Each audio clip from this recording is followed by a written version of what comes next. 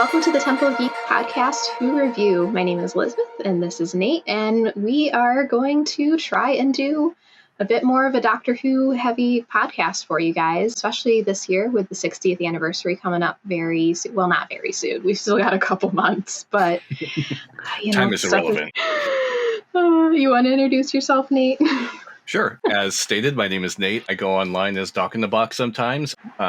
Whovian, I love a lot of geeky things, and we're here today specifically to talk about Doctor Who. So here's this week in Doctor Who news. To start, Once and Future, Big Finish's 60th anniversary story starts.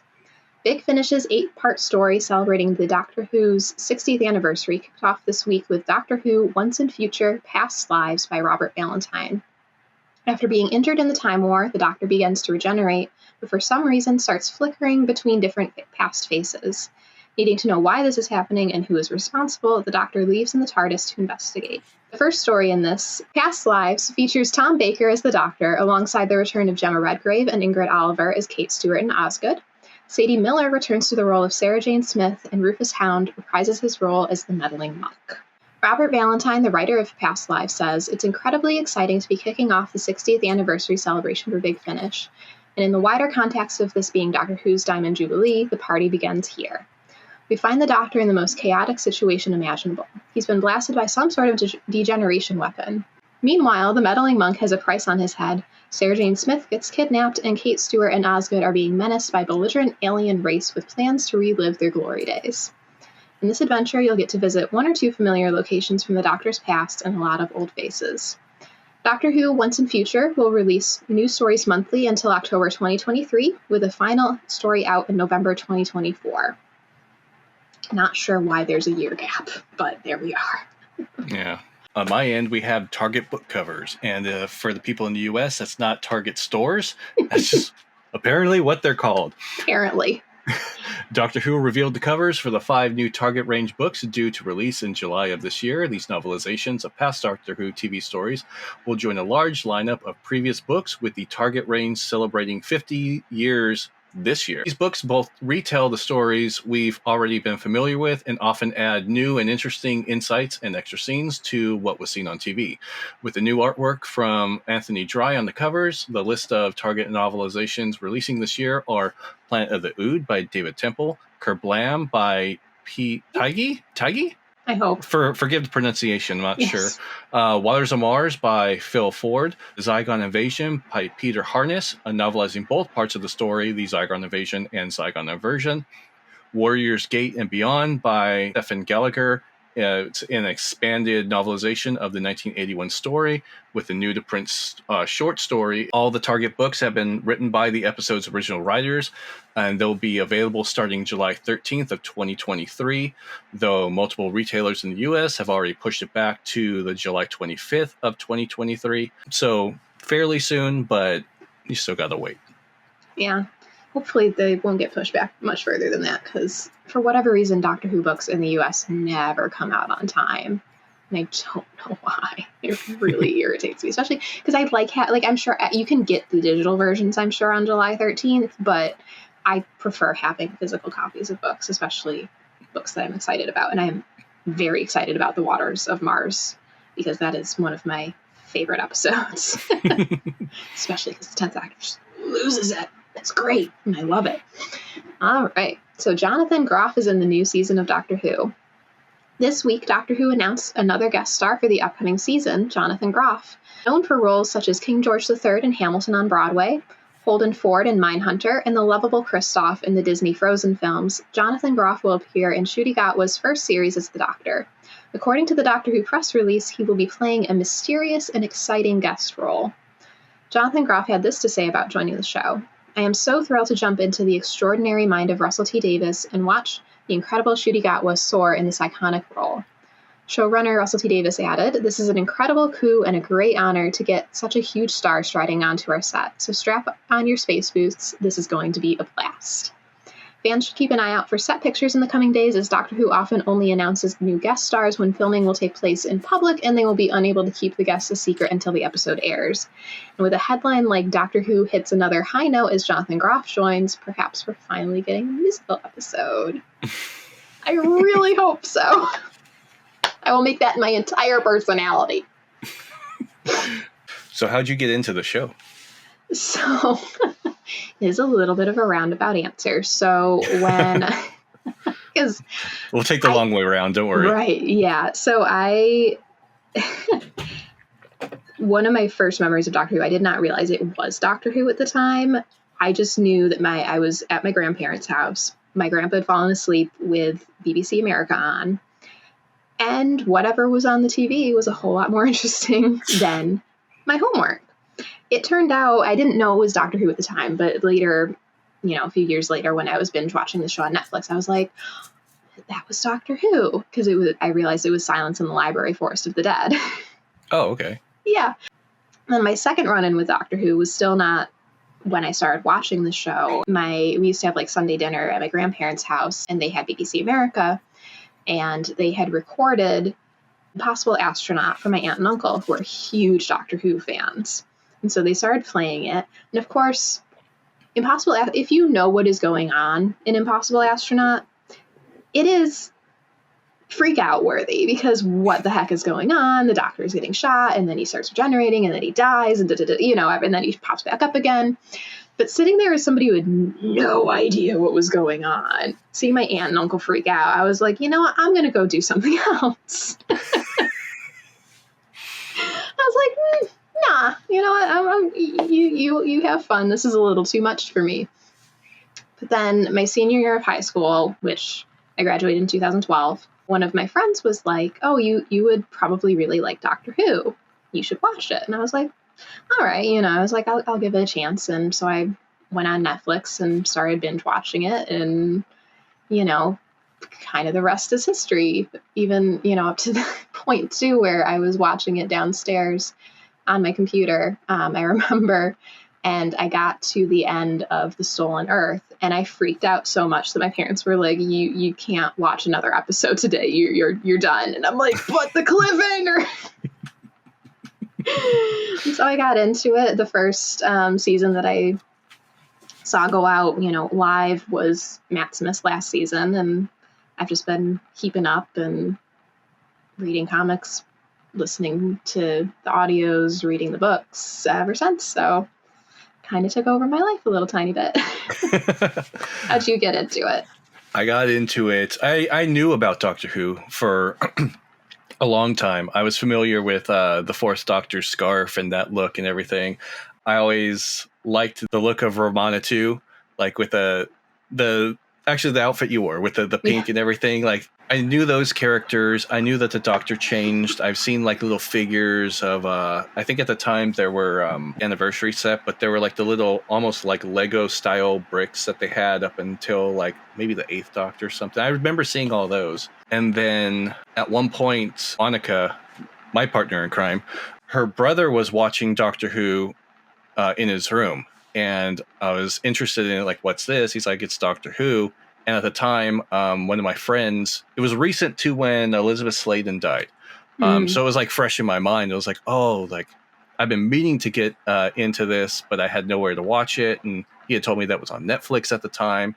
So I ended up watching a couple episodes with him, and I was interested. Funny enough, Monica came in. It's like, what are you guys watching? And it's like, it's Doctor Who. And it looked cheesy as hell. She's like, this looks stupid. And she walks out. Flash forward to now, she's addicted to the show, and it's like our lives, but it's just funny. So I ended up going to watch it, and he warned me, I forget if it was him or one of my other friends, but I was warned, if you start from 9, it's going to be a little rough. I'm like, no, I'm going to do it from the beginning. Not the beginning, but, right. New Who beginning. Yeah. So I just pounded through it, got all the way up to Matt Smith's run. I forget, it was during Matt Smith's run. I forget which season, it was probably his last season. And I've been watching it ever since, and been doing cosplay. I was going to say, you got all the coats behind you. I have a number of all those, that Tower of Pops is nothing but Doctor Who, except for like some Overwatch ones in front of it. But yeah, it's kind of taken over. So if you've been thinking of getting into Doctor Who, and and you want to get into Doctor Who, I'm going to tell you right now, don't do it. You're gonna spend a lot of money on this stuff. Go run now. Just kidding. It's a great show. I love it. The community's wonderful. It's been a great experience ever since I've been involved in this fandom. Yeah. Do you remember like what, once you started like watching from the beginning, do you remember like what like hooked you? Like what made you be like, oh yeah, I'm definitely going to keep watching it at all? Stubbornness, determination. I don't know. I was like, I'm going to get Like, into this. No, I wanted to understand the show. So I knew like Ninth Doctor, I love Eccleston. Like he was one of my favorite doctors, but it was rough because you start off with trash bin eating Mickey.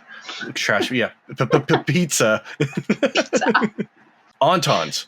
I was trying to think of the living plastic. I was trying to think of their name, which that wasn't bad. The effects weren't the greatest, but that wasn't a bad episode. But then you get into the Slitheen when they're farting and they have zippers on their forehead, and you're just sitting there questioning, like, how does this show get to where I saw the 10th Doctor doing that one thing? Like, this doesn't.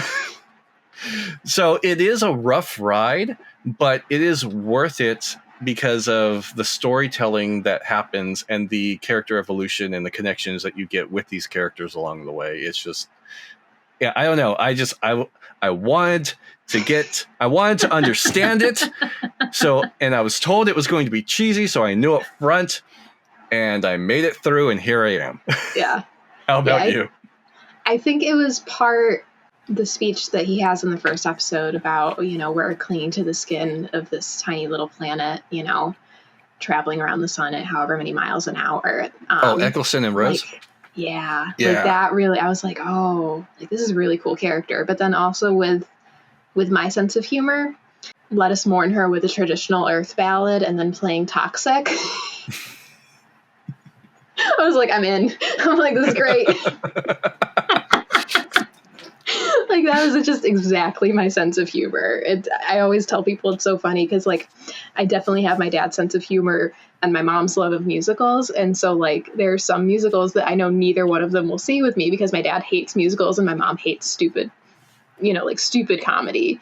And, like, I really want to go Kennedy Center. I'm not anywhere near it, and I also can't get the week off of work. But like Kennedy Center is doing Spam-A-Lot, and I would love to go see it, but I know neither one of them would be interested. But yeah, the let us mourn her. This is an iPod, and they wheel out a record, a jukebox. I was like, all right, yeah, okay, cool, I'm in.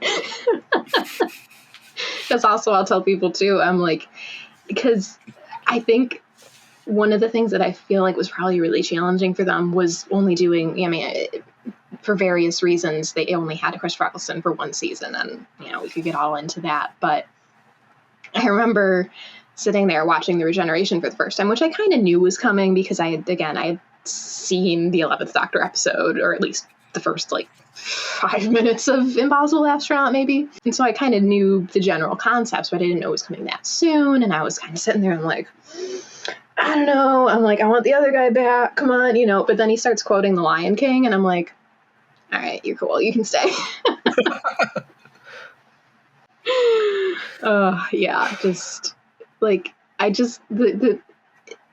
One of the things that I always tell people about Doctor Who is I love it so much because you can get such a wide variety of things from the show because it is time travel, space travel. You can get almost any genre out of this show, from Westerns and sci-fi and romance and horror, and I that's one of the things that I love about it. I mean, and I love the silliness, I'm like, every show, I'm like, it always irritates me when people complain about something silly happening in a TV show. I'm like, you just learn to have fun. I love some of the behind the scenes storytelling too. And what I mean by this is Eccleston. I was thinking of The Empty Child, Moffat's first episode that he wrote for Doctor Who. Everybody lives. And it was because the Doctor's not used to that. He's used to some type of casualty, some type of failure, the universe being against him, but just that once, everybody lives. And then come around to Moffat's final episode with Twice Upon a Time, where you have that war going on, but then just this once, everybody lives. It comes full circle. And I don't know, just something about that was kind of, I don't know if he did that on purpose or not, but it was kind of a really nice closure to his involvement in the show. Like, for some reason, apparently people don't really like The Beast Below, but one of the times when I was rewatching it, it struck me how much of Moffat's, like, thought as to what Doctor Who should be is in The Beast Below. Which one was that? Was that the... That was, like, the first, like, space adventure that he took with Amy, the one with the star whale and the city. Oh, yeah. UK. Yeah. Like, especially the line that Amy has about, you know, I forget exactly what it is, but something like, so this is the rule that you have. You never get involved in people's or planets or things unless there's children crying. And just, I'm like, that's such a nice encapsulation of the show. I could write an essay on how I'm like, Beast Below, like, has the blueprint for, like, everything in Stephen Moffat's, you know, thing, especially when you factor in the whole, you know, Queen Liz 10 getting her mind wiped every few years, but, you know. Well, it also showed that episode. I didn't have anything against that episode. I actually kind of liked that episode. Yeah, some people don't like. I'm like, but it's a good episode. I don't know, whatever. It is good, but it also showed where the Doctor is flawed. Like, how it doesn't matter how much you notice things. There's something you can always overthink things or just see things from the incorrect angle, and that's what the companions are for. And it helped to remind the Doctor that's not why I have companions around. Well, he always needs to be reminded why he has companions around, I guess. Yeah. But that's why, I should say why they need companions around, because they need to be grounded. They're not human. Sometimes they lose that touch every so often and need to be brought back by, whether it's Donna saying "Oi, spaceman," or Amy, freaking Martha putting the Doctor in their place. Man, I really hope we see Martha on the TV again one of these days, because she is great. I'm really bad. I was so looking forward to her Big Finish thing, and I haven't listened to it yet, even though it's been out for like 2 years. But yeah, I love Martha. She's so cool. Yeah, I know there was the controversy, like not offset, but like with Noel Clarke and whatnot. But at the end of the 13th Doctor's run, when they had that little group, ideally it would have been cool to see like Martha and Mickey there too. Yeah. Ideally. Yeah. Yeah. Oh, for sure. Yeah, I know. One little thing that I saw is, I don't know if it ever got like officially confirmed, but I know like the kind of fan thought is that the empty chair is there for Sarah Jane, which makes me cry every time. I'm like, oh. You know, yeah, it's just, it's so funny how like the littlest, tiniest things in the show can just be like so heartbreaking. Or like when stuff gets recontextualized, like one of my things that I will do, like one of the things that I did after River's last episode came out, The Husbands of River Song, is I went back and rewatched Silence in the Library, Forest of the Dead. And it's just like, I don't know how much of it was planned, like how much he actually knew, how much Moffat knew he was going to take with the direction of River, because at that point he knew he was going to be the next showrunner, so he could kind of, you know, put stuff in place in this episode. But just like the amount of just parallels and like little things, like there's even a moment which it you know, there's no way on earth that they planned this, because they hadn't cast Matt Smith, you know, let alone put together his outfit yet. But there's like a little moment that just like River reaches out and like touches him, you know, like right where his bow tie would be, and I'm like, like completely unintentional, I'm sure, because again, they hadn't even gotten that far yet. But it's just like, it's such a good show. It definitely has its moments where it's not very good, but overall, I just love it. And Because people will be like, because one thing that I see is all the people who are like, how do you not have MCU burnout? I'm like, my favorite television show is 60 years old with multiple spin-offs, comics, books, full cast audio dramas. I like long form storytelling. Well, Doctor Who is a little different also, whereas it's constantly changing and evolving. Not just the storytelling, but the cast as well. You know, you have a doctor that doesn't do it for you, the doctor's going to change eventually. If you have a companion that doesn't do it for you, they're going to change eventually. And it's not that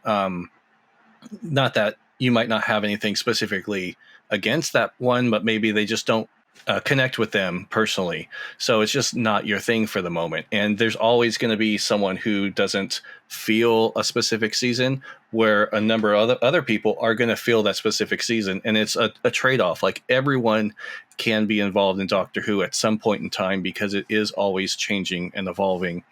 And I think it does and can get a broad audience just because of that. Yeah, for sure. Like, that's not gonna lie, that's kind of how I felt about the 13th Doctor run. I didn't hate it. I thought it was fine.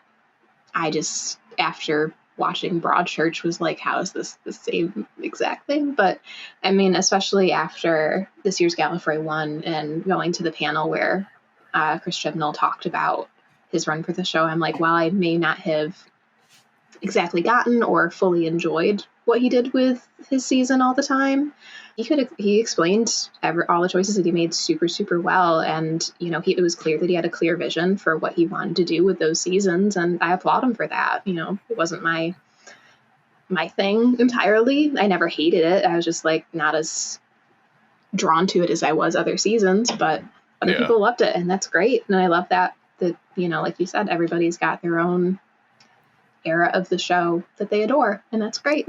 Especially with them doing books, comics, audios, you're almost guaranteed to have more stories than just the televised stuff too. Yeah, and I connected deeply with the 12th Doctor era, and that's where I was stuck.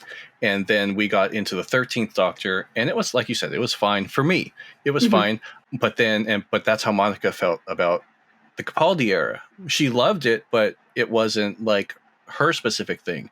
But then we got into the 13th Doctor, and then she was just all in, where that's where we get like that shift of like, not everything is for everyone, but everything is for someone. And she's like, oh my God, I loved that episode. It was great. And I was like, what'd you think? I was like, it was okay. She's like, really?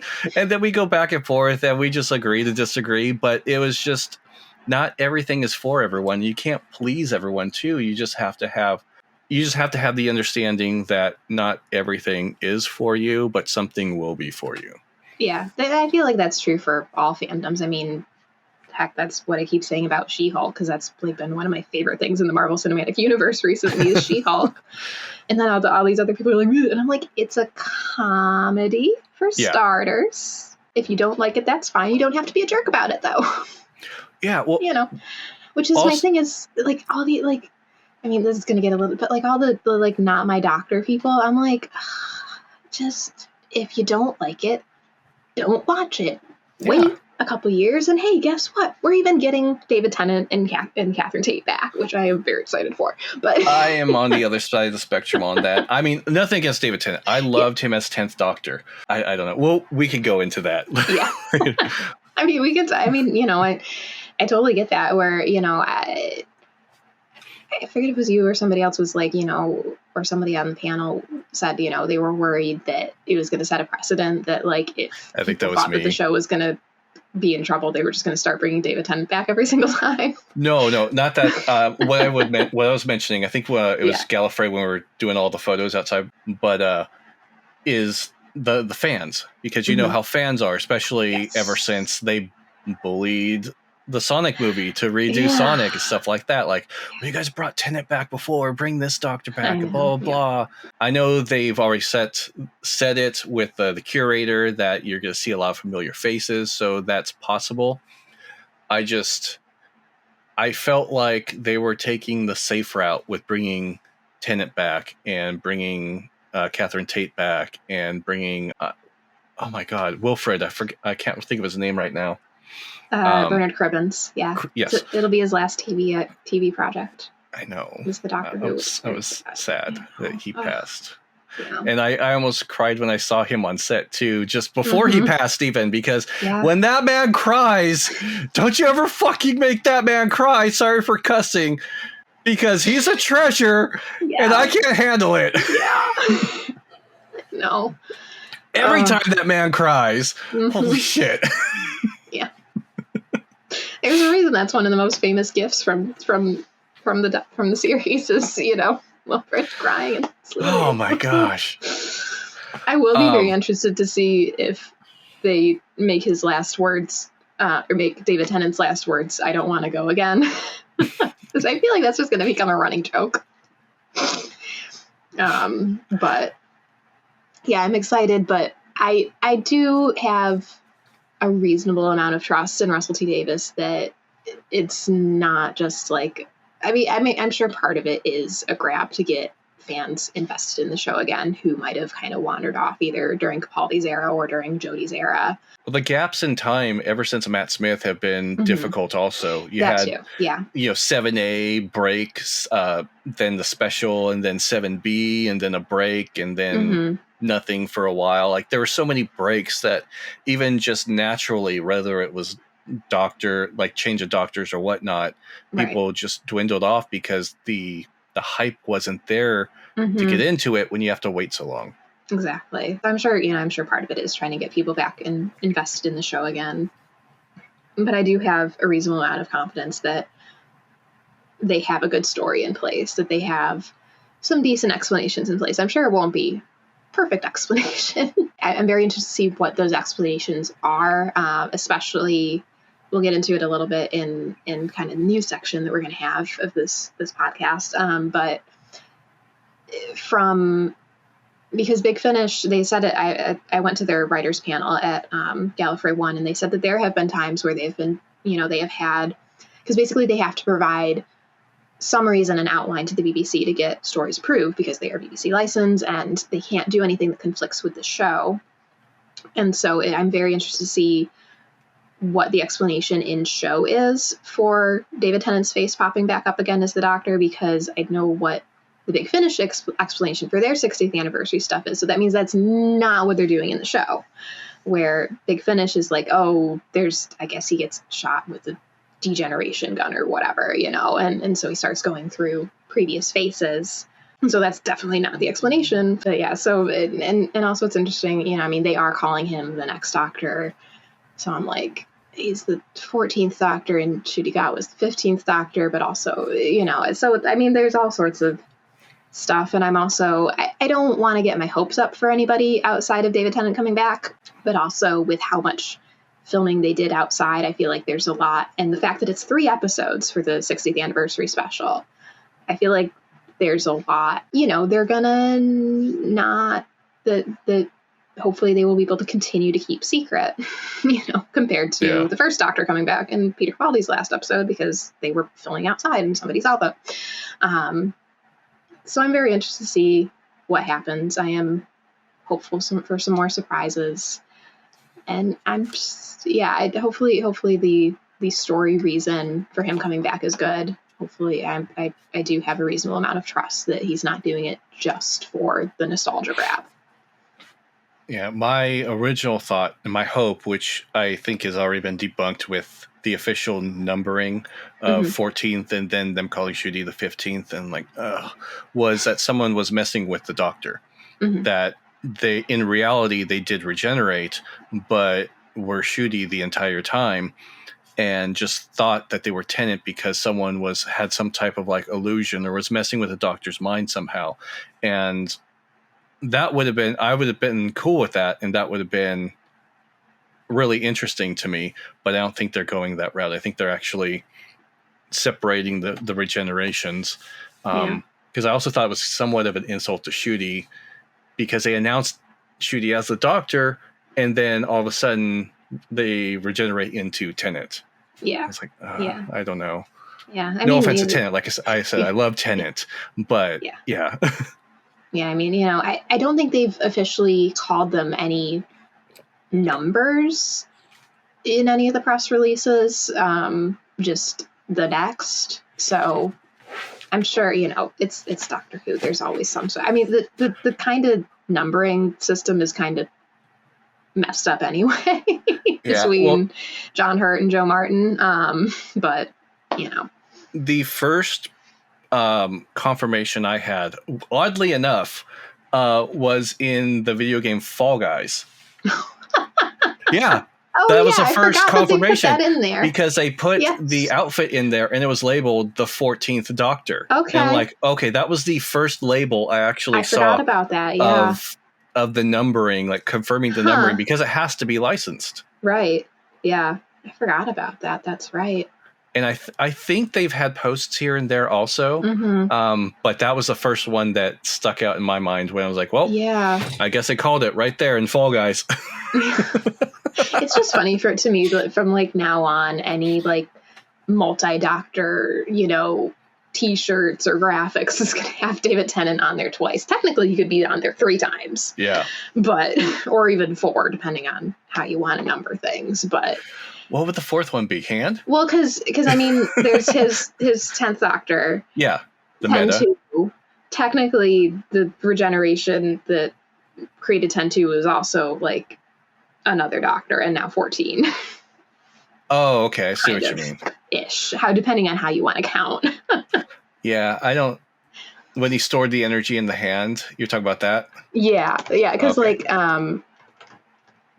a website that I use when I'm making GIFs just to double check captions called it just has the transcripts, and my favorite thing is Doctor Who transcripts 10th Doctor episode listings 10th and 14th or 11th and 12th and 16th Doctor David Tennant. Yeah. So yeah,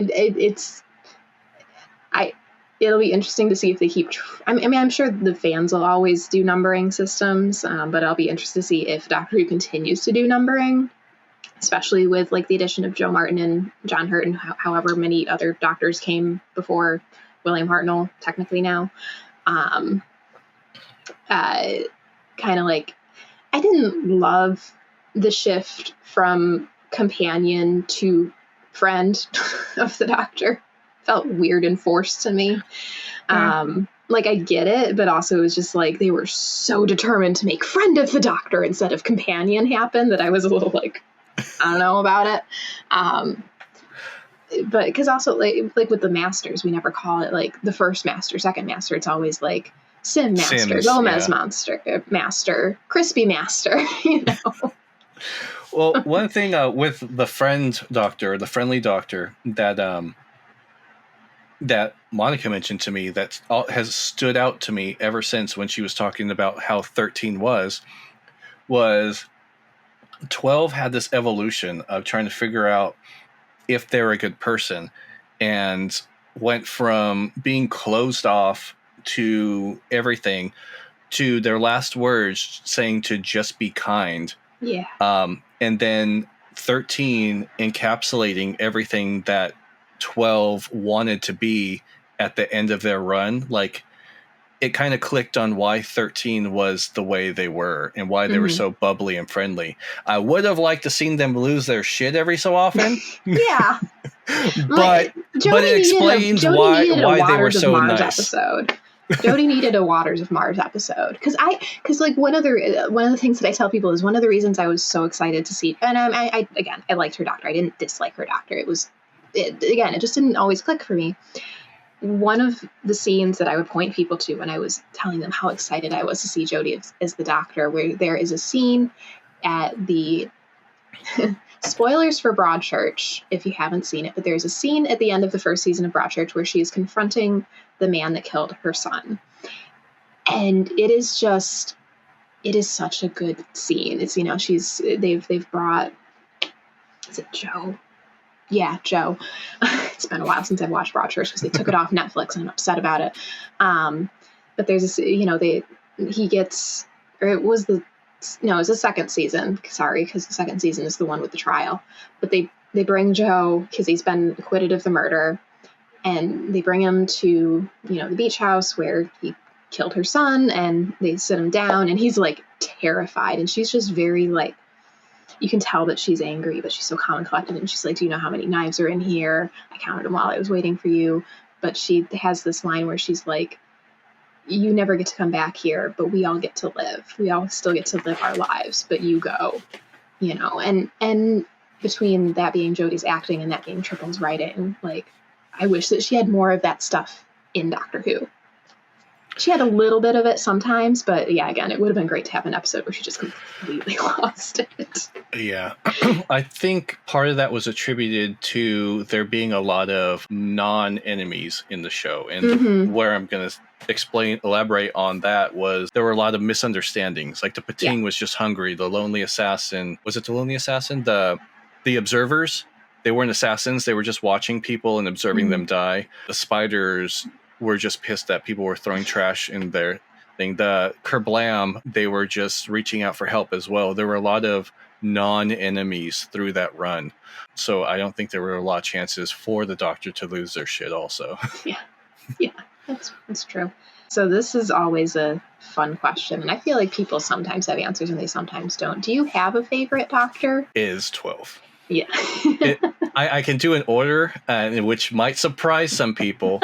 Well, I guess I'd have to add Jodie in there now, too. Because my order was prior to Jodie. Prior to Jodie was 12, 10, 9, 11. And everyone's like, how could you put Matt Smith last? Because I can. Because he is. He's in the last place. I'm sorry.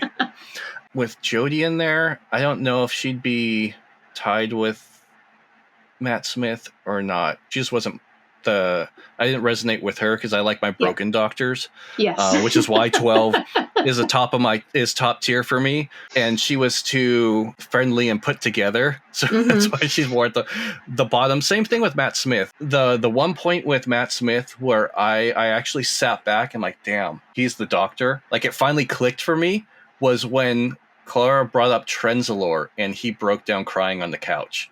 It was that far into his run where I was like, all right, this man's a Doctor. He's broken. Yeah. How about yourself? Kind of pretty similar, as I'll tell people, 12 is my favorite Doctor, especially because that was the first Doctor that I watched kind of like as all the episodes went out. Everybody else, like I just binge watched, apart from Matt Smith's last season. And I always tell people, so my favorite is 12, very closely followed by 10 because I love David Tennant as an actor. I will watch almost anything with him in it. Good Omens is a little bit of an ick for me, but like I watched like a really awful rom-com called The Decoy Bride for him kind of thing. It's really bad, and I don't watch rom-coms usually, but I will watch it for certain actors, including Andrew Garfield, after hearing some of the details of the movie that he's filming right now. I think that might not be a rom-com. I think that might just be a straight up drama. But just kind of everybody else kind of shifts around depending on what I'm in the mood for, I guess, like what stories I want to listen to. 9 is definitely getting closer to the front of the pack, especially with the Big Finish stuff that they've done with him. I haven't listened to all of them, but like there's an episode that they did with the Ninth Doctor and the Brigadier, which was just so good. It's so special. Even though I haven't watched a lot of episodes with the Brigadier, like I know what that character means to the Doctor, and it was just such a good episode, and I was like, But yeah, 12 and 10 are two of my favorites, which is, part of the reason why I'm very excited for the 60th anniversary. I'm very excited to see Donna Noble come back too, because I felt like what Stephen Moffat did with Clara and the 12th Doctor was kind of his answer to what RTD did with the 10th Doctor and Donna. And now RTD gets to be like have another take on that relationship and the mind wipe and everything. And so I'm excited to see where that goes. I'm very excited. Do you have a favorite companion? Here's where things kind of get fuzzy. I'll go by companion and season because they go hand in hand. Yeah, originally my favorite season was series 4 with Donna. And Donna, the most important woman in the universe, or I forgot exactly what her thing was. That was my favorite season. I loved Donna. I loved how everything in that season was put together. And then Clara came around, but not Clara with 11. Oswin was terrific, and I loved Oswin, but Clara with 11 was for me. But then 12 came along with Clara, and that's where it got good for me.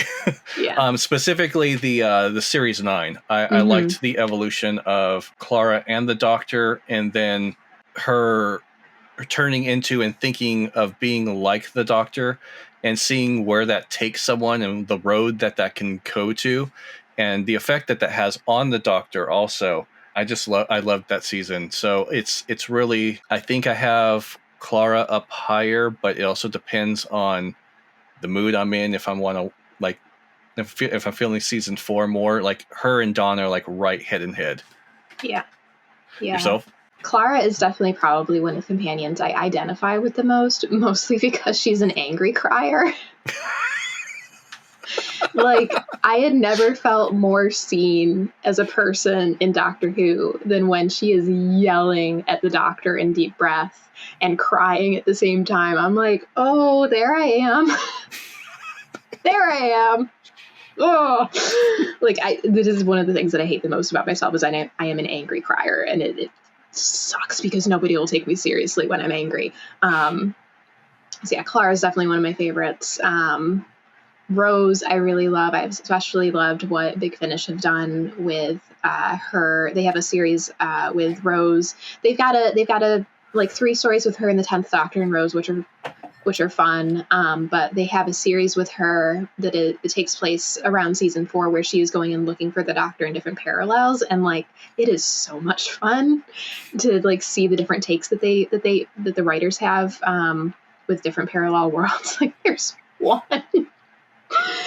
one where she goes to a parallel London, and she's, she meets this guy, and she's like, oh, he's cute, and that, whatever. And then he like takes her home because she's, trying to get some information about the world. And she realizes that this guy is her parallel universe self.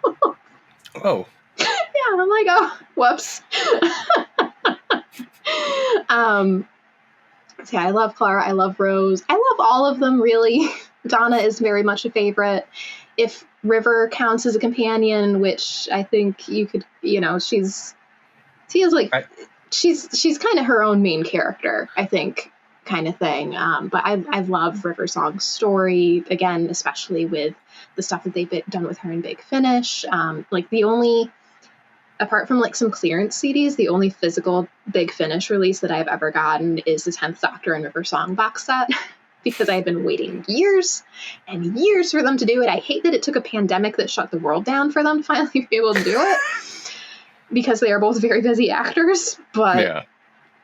It actually, I have a shadow box that my piece of the carpet from the Marriott sits in, and then the 10th Doctor and River Song box set sits on top of that.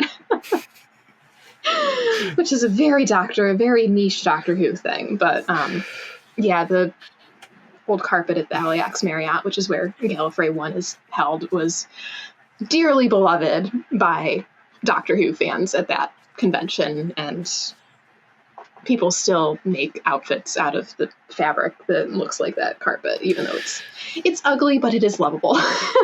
It is yeah, it is. It's a weird obsession. If you know of Dragon Con and that carpet, it's that level iconic to Whovians. And when they replaced the carpet, they for charity sold off sections of the carpet, and some of us like Elizabeth and myself own pieces of the carpet. Yeah. It was $20. It went towards charity. That's how much it was? I got a piece of it on my wall. I think it was. I think it was $20 because it was. They had like it was either 20 or $40. It was either 20 or $40. I forget how much it was, but it's like a little square. But then they had like bigger squares that they did an auction for. Oh yeah, and somebody wound up winning 2. The 1x1, I think, I think it was like about foot by a foot.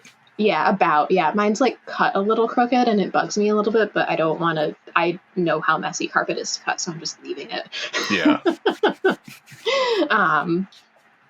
But yeah, and then too, like, I also have Big Finish companions that I really adore, which is even more niche than some other stuff. There's Narvin, who is this. So they have the CIA in Doctor Who, but it's the Celestial Intervention Agency, which is a branch of Gallifrey that, they essentially are like, because the official Time Lord stance is we don't get involved, but the CIA is like, sometimes we get involved kind of thing. And he's a really fun character. I haven't listened to a lot of the stuff that he's in because he's mostly in Iris Wildthyme's stuff, but it's Iris, I forget. He's in some other stuff other than Gallifrey that I've listened to, but there's Irving Braxiatel, who is the Doctor's brother, that I really love, and I would love to have him in the show really badly. And then I haven't watched all of her episodes, but I love Romana from the Gallifrey, because she's in the Gallifrey series, and I have yet to actually sit down and watch an episode with Leela in it, but I love Leela from the audios. Okay. She is a really cool character, and I love her a lot. But it bugs me when I listen to the some of the earlier Gallifrey stuff. They really like to call Leela savage a lot, and it bugs me.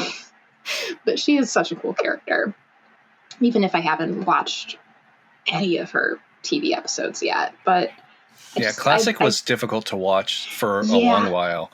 Even when Who was on Netflix, I remember binging some of the Classic episodes, but they were only like season 1 was just the Aztec arc for the first Doctor. And I forget which arc it was for each Doctor, but I remember getting up to like 5th Doctor, I think, before they took it off in Classics. But it was literally only like 1 or 2 arcs and not their full seasons.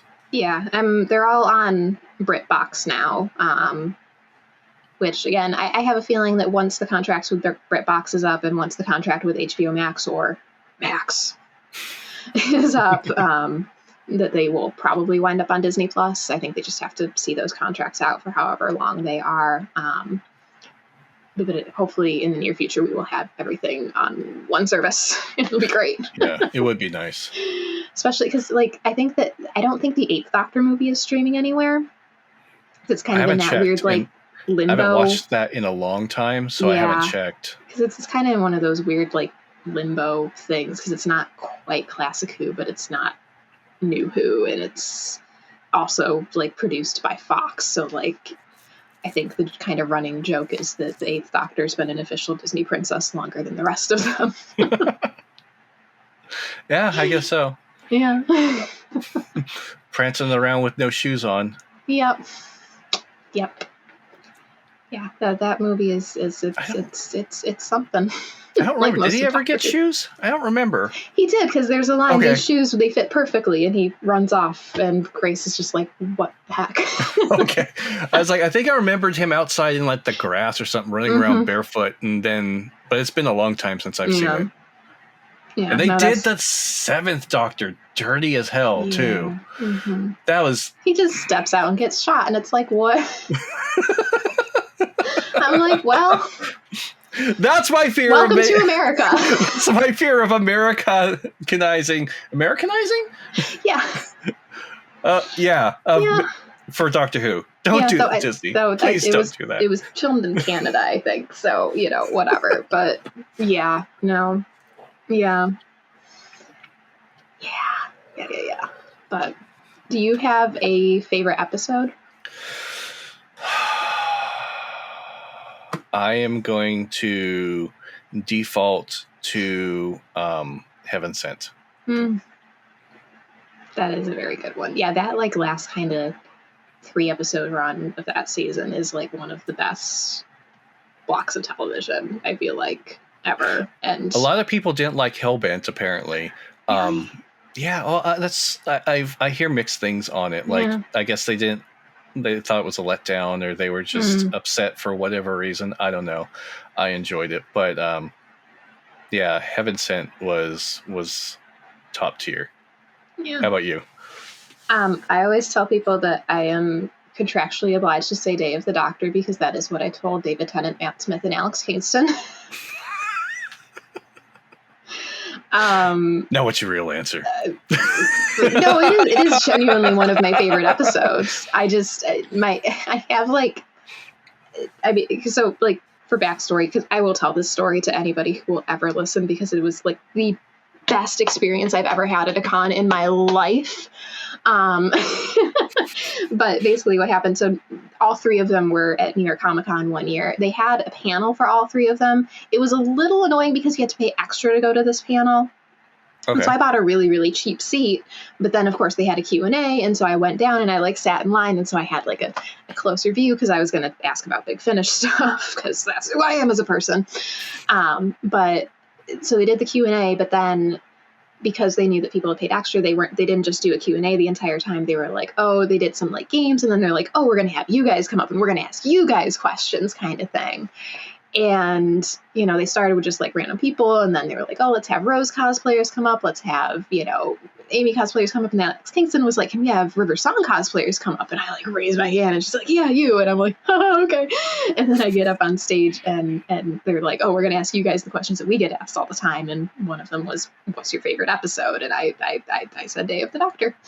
And David Tennant has gorgeous eyes when they're this close to you. I had a moment. I really did. And that was also like the year that Alex Kingston was supposed to come to Gallifrey 1 like a few months after, but then she couldn't because it snowed in New York City a ton and she was filming, and I keep waiting for her to come to Gallifrey 1 because I want to thank her for calling you up. For calling me up, yeah. But yeah, so I said Day of the Doctor, but like what I always tell people, so Day of the Doctor is my favorite. Me up and let me look into Tennant's eyes. It's very nice. This is my favorite picture of myself because I'm just like, oh. Anyway, so yeah, Day of the Doctor is like my favorite not season-ending special. Force of the Dead, or Science and Library Force of the Dead is my favorite non-season finale two-parter. Heaven Sent, Hellbent is my favorite two-parter season finale. Husbands of River Song is my favorite Christmas special or festive season special, whatever they want to call them. And I could probably do more categories, but that's kind of the highlights. Christmas I'm special. like, I have to say Day of the Doctor because that's what I told two doctors in River Song. Shoot, what was the name of it? My favorite Christmas special is a shark episode. Oh, Christmas Carol. Yes. Mm-hmm. Simple answer. Simple title. Yes. I don't know why I couldn't think of it. Yeah, I think that's my favorite Christmas special. It's a good one, yeah. So I love, because River Song is one of my favorite characters in Doctor Who. Husbands of River Song is like one of my favorites. And River Song's just so cool. I wish they would give her a televised spinoff and just like adapt some of the Big Finish stuff that they've done, because they have done some phenomenal stuff with her. Like there's a whole box set about like her siblings. And that's one great. Thing that might be possible with Disney Plus, with Disney going into it. If Disney would like to take any notes, spin-offs would be a great idea. Just heads up. I might have heard some stuff, possibly. Yeah, like there's definitely some Big Finish stuff that I would love to see them adapt to do. Like when I did some interviews with some Big Finish writers at Gallifrey 1 this year, I asked them, you know, hey, if you could take one Doctor Who character and one Disney character or Disney family of characters, because they own a bunch of stuff now, who would you do? I know Matt Fitton said that he wanted the Eighth Doctor and the Mandalorian to meet, and I'm like, yep, sure, let's get on that. That would be fun. Like I want a Unit televised spinoff with Kate and Osgood, and I can't remember his character's name now. He played an astronaut in one of Jodie's episodes, but he's like a Unit guy in the audios, and it was weird sitting there listening to the voice. I'm like, you are not the guy whose voice that I think of when I hear your voice. Unit spinoff would be fun. I would love for Martha to have a spinoff. I want a Gallifrey spinoff so badly because I just want more people to know those characters. But I mean, a lot of it, they couldn't like just do a straight up adaptation because writing for audio is very different from writing for television. But just there's so many spinoffs, as evidenced by Big Finish, that they could do. They could do most anything, especially with actors that, you know, are ready and willing to come back. I know that she's doing an audio series, but I would love to have a little like mini series of Joe Martin's Doctor on TV. Oh, yeah. I don't think any of these would be long form. They would be like either either like maybe a couple seasons or even like just a 6-part one-off or whatever. Yeah. But yeah. Yeah. It's just, they got Disney money now. They can do whatever. I wonder if they're going to use the volume like they do for Mandalorian. That'll be fun.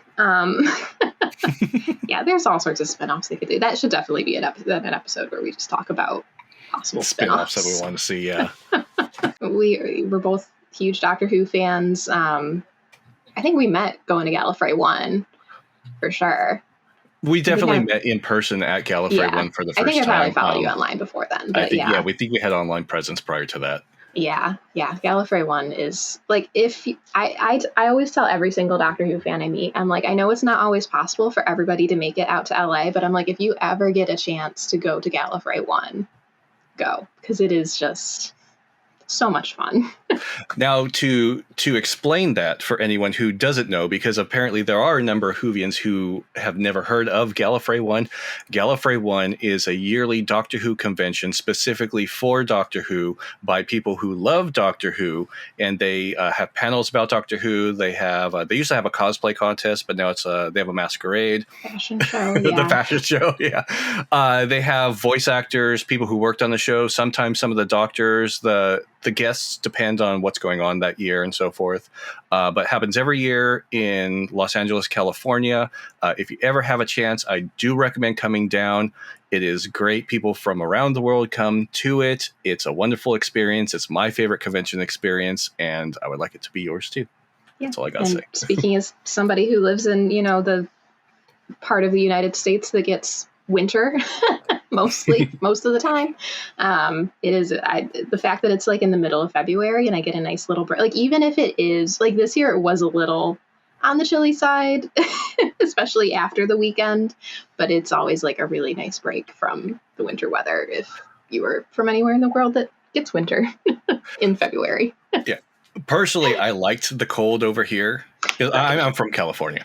I liked it over here because then I have a chance to wear these nice coats that are very cold weather appropriate. Yeah. I mean, this weekend, it was like what, like 60s-ish, 70s-ish over the weekend. I'm mostly thinking about how the fact it was like mid 40s when I was in Disneyland a few days after. Oh, that's fair. Yeah, that was a little unpleasant, especially waiting for some of the nighttime shows, but yeah. Did I tell you that I actually I wore one of my Romana costumes to Disneyland? I think I saw that post. Yeah. I think you posted it. Yeah. And I was getting pins in Avengers Campus, and the cast member looked at me up and down and was like, does the name Romana mean anything to you? And I was like, yes. That's all you need is just one validation to make your day. Yes, I know. Because I had a lot of people saying, oh, I love your Disney bound, but I'm like especially based on like the poses that the cast member who was doing the pictures in Avengers Campus had me do. I'm pretty sure everybody thought I was supposed to be Scarlet Witch because they were like, oh, do your hands like this. And I've got a little magic shot with the red ball. And I'm like I didn't want to like burst anybody's bubble, especially, but I was like, that validation from that cast member who was actually at Gallifrey 1 as well, which I thought was really great. So I was like, yes. Like, I will, hopefully I can get away with wearing Doctor Who costumes at Disney for a little bit longer with the whole Disney Plus thing now. I don't know if that's going to become an issue or not. Well, we'll see how much of an overlap that is. Yeah. I guess we could talk about that. The Disney acquisition, but the Disney partnership of bringing Doctor Who to Disney Plus, and it's kind of a big deal. Yeah, I feel like it might be a prelude to them possibly acquiring it, because that kind of seems like what they do. Because like they partnered with Jim Henson Company for a long time. They partnered with Lucasfilm for a long time before buying the Muppets, before buying Star Wars. Pixar. But Pixar too, yeah. Pixar as well. Yeah, I know everybody always forgets that Pixar hasn't been a Disney company the entire time. They just distributed their movies at the first and then got bought by them. Yeah. Like it's exciting. I do see where some people are a little nervous. Like, one thing that I'm kind of like is like, I think I said this, I was on a panel at Gallifrey 1 talking about the RTD era, and it was funny because Sean, the director of Gallifrey 1, Thursday night of Galley, they have the ice cream social, and he's like, oh, by the way, people from Disney are here, so, behave yourselves. And one thing I said on the panel was like, guessing that maybe some Disney people were in the room. I was like, please just, let Gallifrey 1 still happen. Let all the fan stuff happen, but I'm just mostly excited because it means to me, because Doctor Who, especially in the States, is kind of like, I feel like it was really popular when it was on Netflix because a lot of people, most people, especially at the time now, there's a bajillion streaming services, but most people had Netflix. And I feel like that's when it was really popular in the States.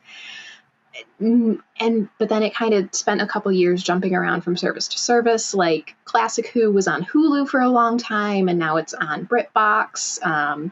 Doctor Who was on Netflix, and then it was on Amazon Prime, and then it was on HBO Max.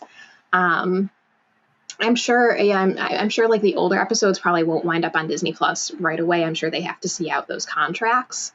But it's just going to be exciting to have the show have a wider audience again, like have it be more accessible to people again, because there's some people who like just genuinely, who used to be in the show but genuinely don't know where to watch it anymore, especially if they don't have cable, or it's just hard to keep up with people getting new into it because of like not everyone has those streaming services and so forth. I mean, especially because I had some people who got into Doctor Who when it was on Amazon Prime, but the way Amazon Prime had it set up, like the Christmas specials would be separate from the list of the seasons. Like Day of the Doctor was its own listing. It was included with Prime, but if you didn't know the order that the episodes were supposed to go in, you were going to completely miss that and Matt Smith's last episode, because I think the way they had it set up, it was like, it was Matt Smith's last episode was the last one in their kind of like, how they had the seasons listed, and then it just jumped right to Peter Capaldi's first episode with no context in between. I'm like, yikes, and I'm excited about that. I mean, Disney nerd that I am, when I was at Disneyland after Gallifrey 1 this year, and I was watching Fantasmic, R.I.P. Murphy, that is the dragon that burned down. I feel like you can only really laugh because nobody got hurt. Thankfully. I laugh because of the look that Mickey gave it, turned, nodded, and then pieced out. He didn't do peace, but just like... It's like, okay. It's like, that's not supposed to happen. So Disney and Doctor Who nerd that I am, when I was watching Fantasmic back in February, at the end, they come out all on the Mark Twain riverboat, and they're all, doing their little dance, and I was standing there thinking, and I'm like, imagine Doctor Who characters on that boat, I mean, I don't know if they would include Doctor Who in the parks in any near future. I'm sure it probably depends on how well it does on Disney Plus. But like literally my first thought when I saw the news about the Disney Plus partnership with Doctor Who was, oh my God, they can put Doctor Who in the Disney parks. And then my second thought was, oh, thank goodness, we can finally hopefully watch it at the same time and without commercial breaks.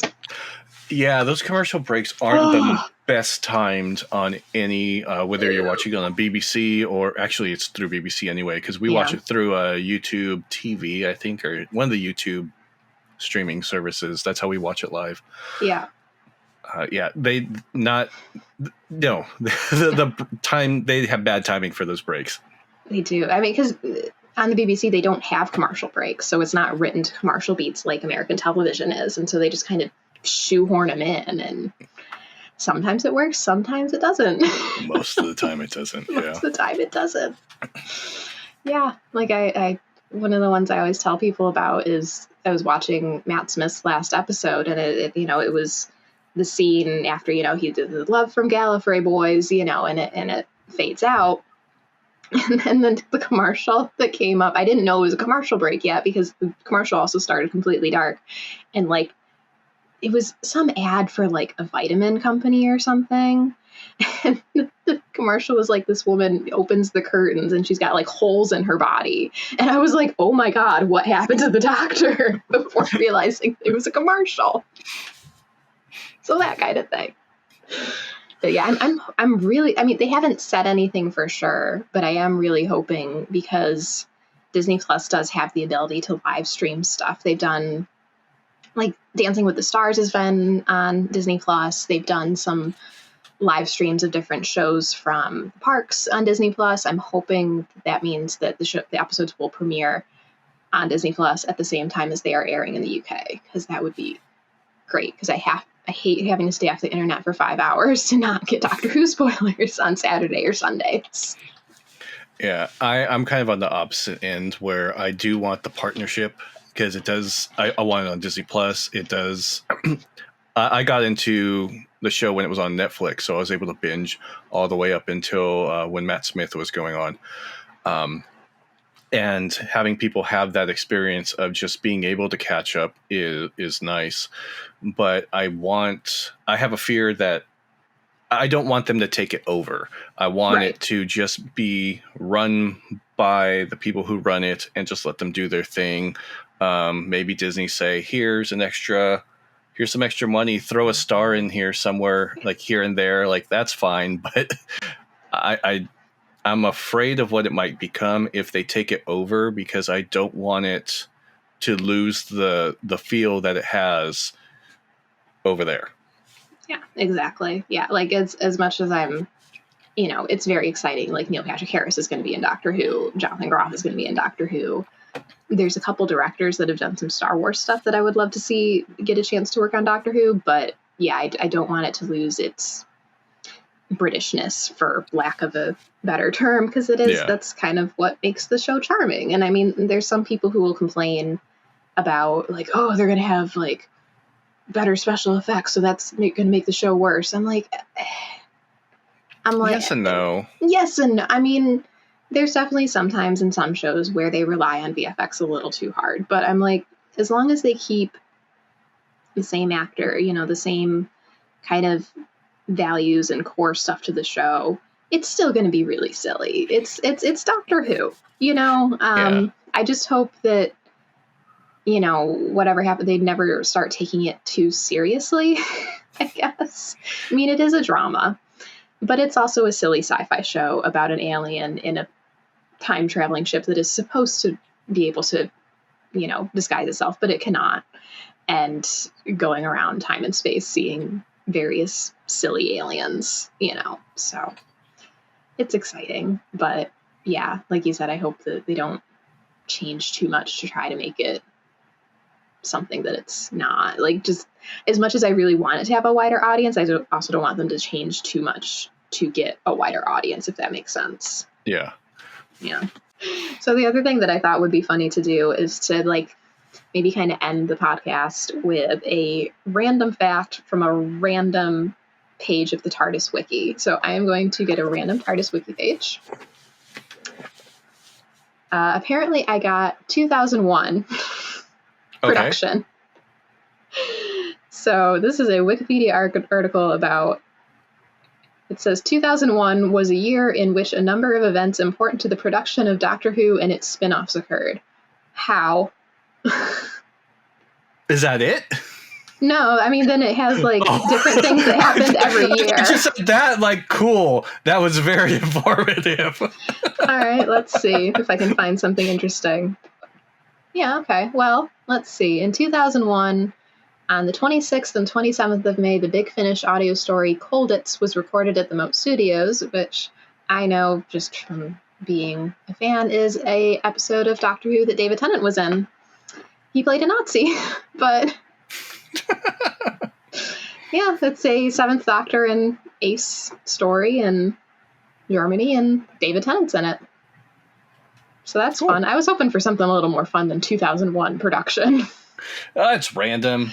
It's whatever. It's random. Regeneration's a lottery. Yeah, but it even says sonic screwdrivers can't create pages instantly. This article about a list is currently under construction. It's likely to be a bit messy. Thank you guys for listening. My name is, again, Nathaniel or Nate or Doc in the Box on whatever social media. There's underscores in between the words sometimes. Sometimes there's not. Depends on what was available when I signed up for my accounts. There you go. Elizabeth, do you want to redo yourself? Yeah, I'm Elizabeth, aka Lady of Time Cosplay. It's usually at LOT Cosplay most places. Mostly, I'm still on Twitter because I'm also a Tumblr kid at heart, and I will be on Twitter until it combusts, much like Tumblr. Though Tumblr's still up and running, it's actually doing quite well these days. They sell merch now, which is fun. But yeah, mostly if you follow me on social media, it will be some manner of me yelling about whatever has piqued my interest lately. And right now that is Jedi Survivor. Star Wars in general. Well, thank you all. This has been the Temple of Geek podcast, a Doctor Who review, where we're talking about things that are Doctor Who going on at the time, or just reliving our Whovian experiences. Thank you for listening. You can find Temple of Geek at templeofgeek.com. You can find us on YouTube, Instagram, TikTok, Twitter. I don't think we have a Tumblr. We might have a Tumblr. I don't know. You do, but I don't think it posts anything anymore because I think the automation broke. Oh, okay.